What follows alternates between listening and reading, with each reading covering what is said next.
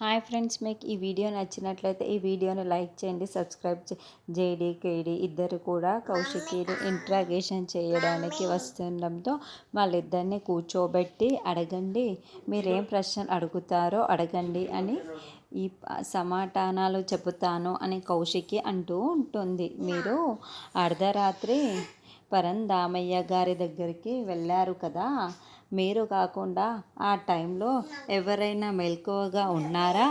మీకు అటువంటి వాళ్ళు ఎవరైనా కనబడ్డారా?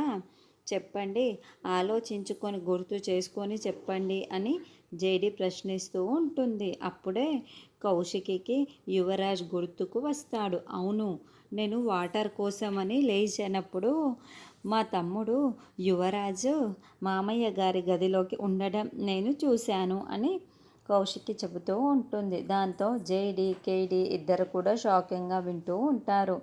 యువరాజ్ చాలా చాలా టెన్షన్ పడుతూ ఉంటాడు. ఇక నిషి వైజయంతి కూడా ఏంటి యువరాజ్ ఆ సమయంలో యువరాజ్ మేల్కు ఉన్నాడా అని జేడి యువరాజ్ దగ్గరికి వచ్చి, చెప్పండి యువరాజ్, మీకు ఆ సమయంలో ఆ గదిలో ఏం పని? అసలు ఆయన గదిలో ఆ సమయంలో మీరు ఏం చేస్తున్నారు? ఎందుకు ఆ గదిలోకి వెళ్ళాల్సి వచ్చింది? చెప్పండి యువరాజ్, చెప్పండి, మిమ్మల్ని అడుగుతున్నది అని జేడి ప్రశ్నల మీద ప్రశ్నలు వేస్తూ యువరాజ్ని ప్రశ్నిస్తూ ఉంటుంది. యువరాజ్ ఏమో ఏం చెప్పాలా అని ఆలోచిస్తూ ఉంటాడు.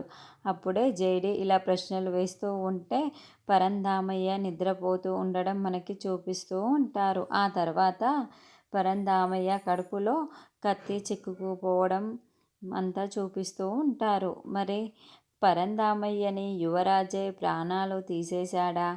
ఇప్పుడు జేడి కనిపెడుతున్నా అన్నది మనం నెక్స్ట్ ఎపిసోడ్లో చూద్దాము.